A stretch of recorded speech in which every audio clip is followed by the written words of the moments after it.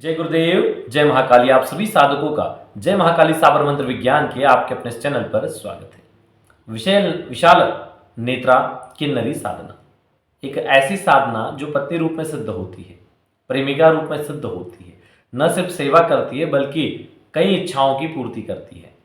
हर कोई चाहता है कि एक ऐसी सिद्धि प्राप्त हो जाए जिस सिद्धि को चाहे वो प्रत्यक्ष हो या ना हो, हम मन में कोई इच्छा करके निवेदन करें और हमारे कार्य सिद्ध हो, हमें उसका लाभ मिले, धन प्राप्ति हो, इच्छित मनोकामनाओं की पूर्ति हो। प्रत्यक्ष रूप से सिद्ध होने पर चाहे शादी नहीं हुई तो विवाहित रूप में पत्नी रूप में, और अगर विवाह नहीं हुआ है प्रेमिका रूप में प्राप्त करना चाहते तो प्रेमिका रूप में प्राप्त हो, यदि पत्नी रूप में प्राप्त करना चाहते तो पत्नी रूप में प्राप्त हो।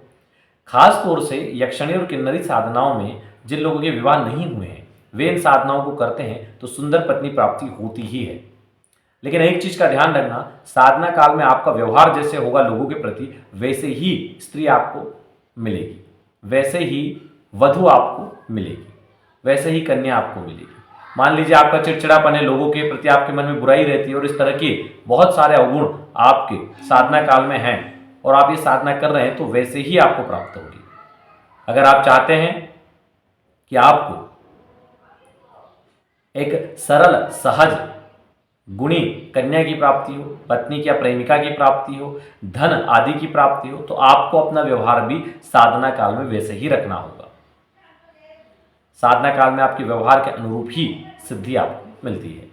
इस साधना के नियम भी वही है, एक समय भोजन, जमीन पे समय शयन, बिना लहसुन प्याज का भोजन, ब्रह्मचर्य का पालन। साधना जहां हो रही है उसी स्थान पे आपको शयन करना है। इसको आप पत्नी या प्रेमिका किसी भी रूप में कर सकते हैं, अन्य किसी रूप में ये बहुत कम मात्रों में आपको कोई अनुभव देगी या सिद्ध होगी, कहा नहीं जा सकता। ये दो रूपों में ही होती है। विवाहित लोगों को इन रूपों में इनको सिद्ध नहीं करना चाहिए। ये विवाहित लोगों जिनका विवाह हो चुका है वो इनको नहीं करें, जिनका नहीं हुआ है वे इसको कर सकते हैं। पत्नी या प्रेमिका रूप में उनके लिए है, या फिर जो लोग विवाह नहीं करना चाहते या जो एज निकल गई है या फिर जिनकी उम्र अब हो गई है 50-60 साल, वे करना चाहते हैं तो वे कर सकते हैं। उम्र के एक पड़ाव के बाद जिन्होंने संन्यास टाइप का जीवन ले लिया है वे करना चाहे तो भी कर सकते हैं। तो निश्चित तौर पे पहले ये देख लिया जाए कि कौन सी साधना सही है और हमारे करने से किसी और को नुकसान नहीं होगा। क्योंकि हमने पहले भी कहा है कि कुछ साधनाएं ऐसे होती है जो आपके पास वो रूप उपलब्ध है और आपने उस रूप में उस साधना को की तो संबंधित रूप को नष्ट कर देगी। तो इसलिए अपने व्यक्तिगत संबंधों को अधिक महत्व दें। परिवार के किसी भी सदस्य के रूप में आपने उसे कर लिया तो उससे जरूर हानि पहुंचा देगी। तो इसलिए जो नहीं है वैसा संबंध बना के करेंगे तो बेहतर होगा। हालांकि कई बार किन्नरी साधनाओं को पत्नी होते हुए भी प्रेमिका रूप में सिद्ध किया जाता है, लेकिन ये केवल योग्य साधकों के लिए है।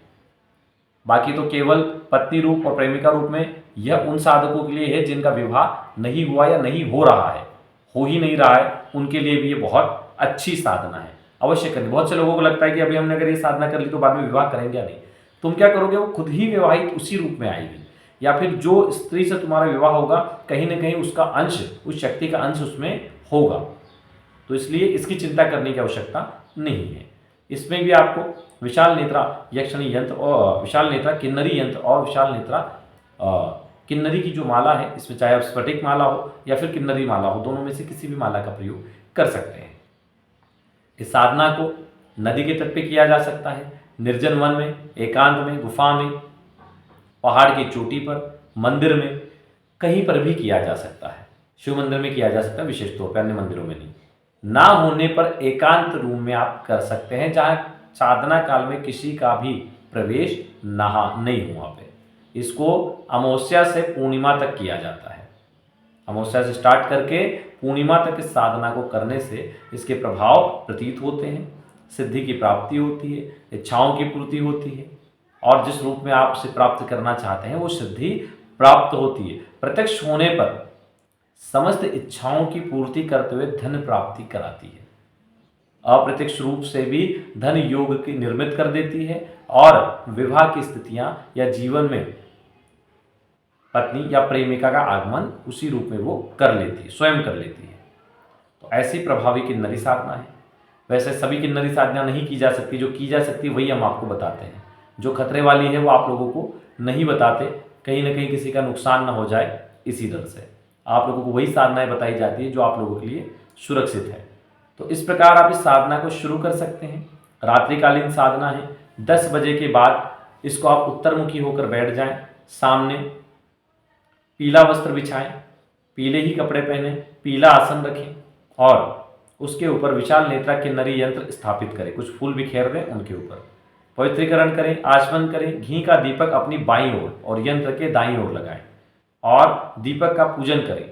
पश्चात यंत्र को पंचोपचार पंचामृत से स्नान करवाएं, जल से करवाएं, पुनः केसर, कुमकुम और अक्षत से पूजन करें। कई जगह अष्टगंध से पूजन होता है, इन चीज़ों का बहुत ध्यान रखना चाहिए। यहाँ पर केसर, कुमकुम और अक्षत से पूजन कर पुनः स्थापित करें। हाथ में जल लेके संकल्प में मैं अमुक कार्य की सिद्धि के लिए अमुक रूप में अमुक किन्नरी साधना करने जा रहा हूँ, विशाल नेत्रा किन्नरी साधना सिद्धि करने जा रहा हूँ, प्रत्यक्ष रूप से सिद्धि की प्राप्ति हो बोल के जल साइड में छोड़ दें। गुरु जी गणेश जी का ध्यान करें, एक एक माला जप करें और उसके बाद 100 माला विशाल नेत्रा किन्नरी मंत्र का जप करें। यह सिद्धि बहुत महत्वपूर्ण है। एक बार में सिद्ध न होने पर एक से अधिक बार इस पर प्रयोग किए जाएं, अवश्य ही सिद्धि प्राप्त होती है और सिद्ध होने पर सकल कार्य सिद्ध कर देती है। एक ऐसी ही कहानी है जो आपको बताते हैं, एक साधक से जुड़ी हुई है जो लगातार हमारे संपर्क में है। उन्होंने एक ऐसी ही साधना की और बहुत मगन के साथ लगभग 10 अनुष्ठान किए उस साधना के। उन्होंने 1.25 लाख के 10 लाख मंत्र जप किए और बहुत जबरदस्त तरीके से साधना सिद्ध हुई। लेकिन उनको जो प्रत्यक्ष रूप से सिद्धि करनी थी उसमें कमी थी, क्योंकि पूर्व जन्म के कई कर्मों की वजह से उनको दर्शन तो कई बार हो गए, पूर्व जन्म की सिद्धियां भी प्राप्त हुई, जो पूर्व जन्म उन्होंने क्रियाएं की थी वो भी उन्हें मिल गई, बहुत सारी सिद्धियों ने स्वयं वचन ले ली जो पूर्व जन्म की थी। लेकिन ये सारी घटनाएं उनको या तो अचेतन हुई या स्वप्न के माध्यम से हुई। जिस शक्ति को वो प्राप्त करना चाहते थे उसके भी कई बार दर्शन हो गए और स्वप्न में वचन हुए, लेकिन उन्होंने जिद पकड़ के रखी थी कि बस मुझे प्रत्यक्ष रूप से ही वचन करना है। अब उस दरमियान कुछ ऐसी घटनाएं घटित हुई कि उनके जब घर गए वो, तो घर में उनका थोड़ा सा विवाद चल रहा था, तो उन्होंने घर छोड़ दिया। उन्हें नहीं पता था, 10 रुपये भी जेब में नहीं थे कि कहाँ जाना है, क्या करना है। घर से निकल गए और घर से निकल के वो एक राजस्थान साइड कहीं निकल गए। वो कैसे बस में बैठे, किन्होंने किराया दिया उन्हें नहीं पता।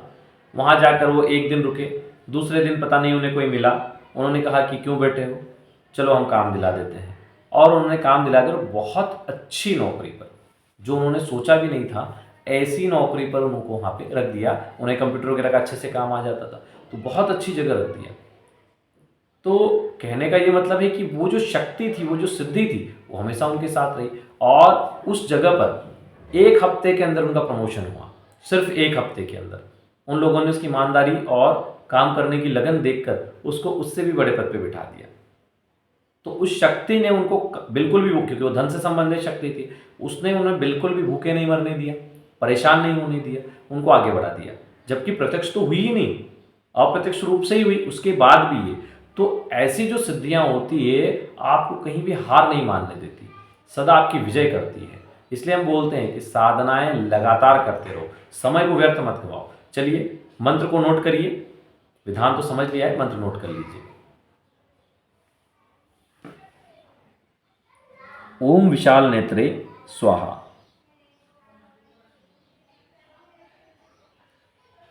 यह बहुत जबरदस्त साधना है और इसी से संबंधित एक साधना हम जय महाकाली ज्योतिष केंद्र के चैनल पर भी दे चुके हैं। आप वहां से भी वह साधना भी प्राप्त कर सकते हैं। बहुत प्रभावी साधनाएं हैं। चलिए आज के लिए इतना ही। जय गुरुदेव, जय महाकाली।